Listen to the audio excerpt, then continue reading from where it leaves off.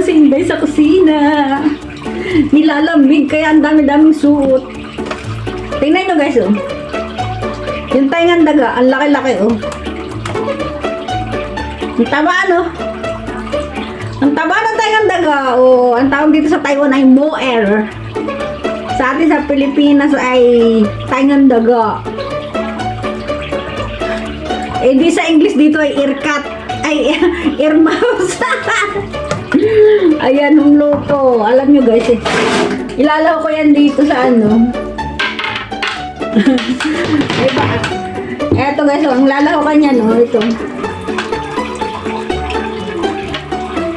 Ito yung ang kinakain lang dito ay ano. Ano bang tawag dito guys? Nalimutan ko na eh. Yung maliit nito kinchay eh. Ano bang tawag dito? Nalimutan ko na. Basta ito guys, ang kakainin lang dito ay itong katawan. Pero itong dahon, itatapon yan. Pero yung ano, yung medyo malambot ng konti, yung mura-mura pa, pwedeng ano, pitasin tapos ilalawak sa itlog na prito. Gagayatin mo lang ng maliit. Tapos ihalo mo sa scrambled eggs. Ang sarap niya guys. Nasubukan nyo ba yan? Kasi dito sa Taiwan, ito lang ang kinakain lang talaga dito, itong katawan. So ngayon, ang gagawin ko dito guys,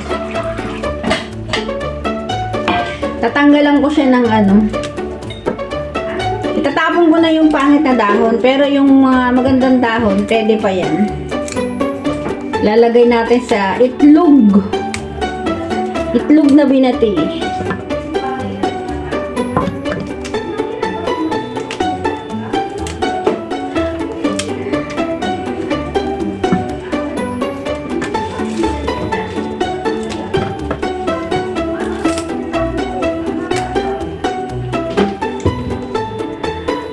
Ayan o.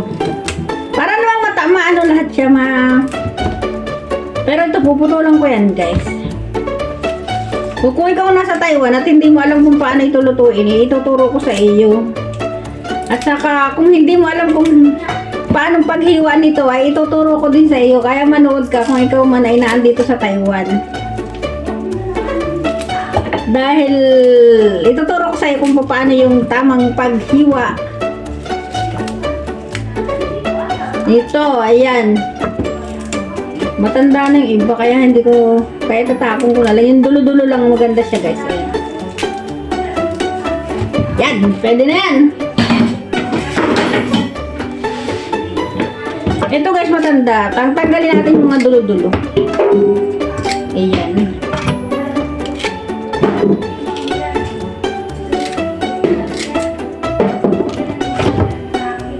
Ayun, maganda. Ito guys, pinupukpok siya. Pinupukpok. Bago mo putol-putulin.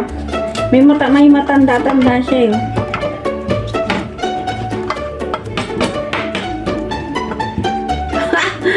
Pinupukpok siyang ganyan. Oh, ayan oh. Tingnan mo, ayan oh.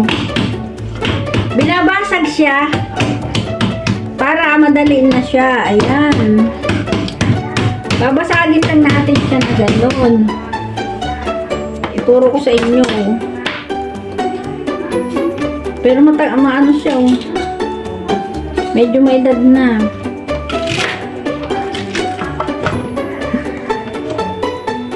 Ayan, gano'n na lang natin kasi maingay masyado sa live. Ay sa ano, ganyan lang, pukpuk lang siya. Tapos pag napukpuk na natin guys, ayan oh. Diba? Pag napukpuk na siya, gaganon-ganonin mo na lang siya. O, ayun, di ba? Ayan, kung ikaw nasa Taiwan, ganyan lang guys ang gawin mo para pag niluto mo itong kinchay ay ano, malambot. Di ba? Bilis lang. Wait, wala akong lalagyan. Lalaki naman, ba't malalaki? Ayan. Alam ko naman may natutunan ka sa akin. Kaya manood ka lang patuloy sa aking mga ginagawa. Dahil marami kang matututunan sa akin. Kung ikaw ay may balak mag-Taiwan. Pukpuk lang ang pag... Ganyan lang yan guys, pinupukpuk lang na ganyan.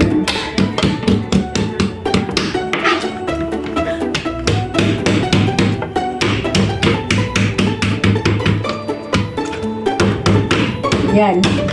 Ganyan lang ginagawa dito sa Taiwan, pero sa ibang lugar hindi ko alam kung anong ginagawa.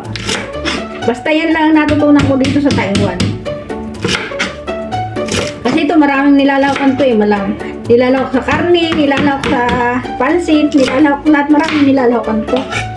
O ayan, di ba, putol-putol na. Tapos, pag putol-putol na, ganyan ang bilis lang, o, diba? Ho, natutunan ka na naman sa akin, ano. Sabi ko sa iyo, araw-araw marami kang matututunan sa akin, basta panoorin mo lang. Ayan. Tapos ito nga pala guys, ilalawak natin ito dyan pag ginisa natin. Yan o. Ang lambot niya guys o. Pinupok ko lang sandali. Tapos ganyan, aanoin mo lang, pipirasuhin mo lang ng ano, ng iyong mga kamay. Nunit na hiwa-hiwain. Puto lang, ang kailangan puto lang. Tapos ayan. Bilis. Bilis ko nakagawaan eh. Sabi ko sa iyo, marami ka matututunan sa akin eh. Basta wag ka lang magsasawang sumubaybay sa akin sa kusina. Ayan. Tapos na. O, diba? So ngayon, ang gagawin natin, hiwain natin to. Ito yung taingan daga. Masyadong matataba. Grabe ang taba niya guys, promise, oh. Ayan, ganyan lang. Oh. Tapos ihiwain natin ng ganyan.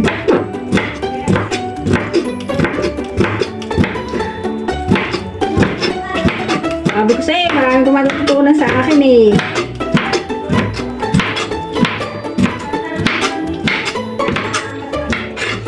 Oh, di ba?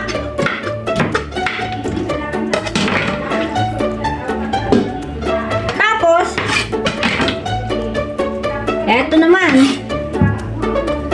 Ganyan lang guys.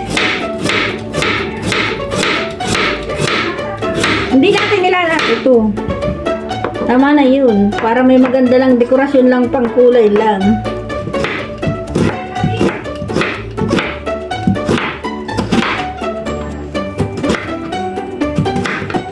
Oh, ang bilis ko.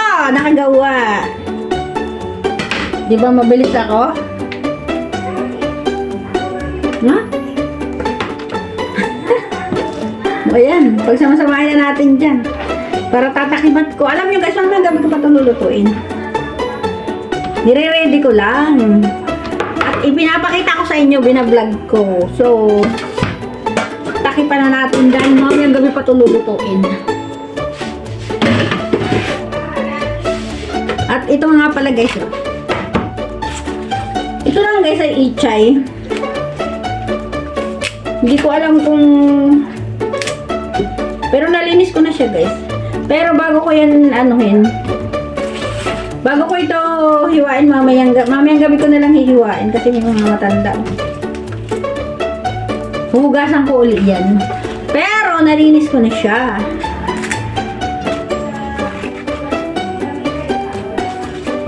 Ang dami nating mga gulay na hindi natin kilala Kasi ito, wala ito sa Pilipinas. Hindi ko alam kung meron sa Pilipinas. Kung tawagin ito dito sa Taiwan ay ichay. Hindi ko alam kung anong tawag sa Pilipinas. Kasi ito guys, medyo mapait-pait yung itong dahon. Kukunin ko yung dulo nito. Itapon ko yung phone. Yun. Sana may natutunan kayo sa akin. Kahit na simple-simple lang yung tinuturo ko sa inyo sa kusina. Basta, ito ay para sa lang para sa Taiwan OFW lang at saka doon sa gustong trabaho ng Taiwan ng caretaker, caregiver. Kasi dito sa Taiwan kasi guys, kung hindi nyo tatanong, wala ditong kontrata na housemaid.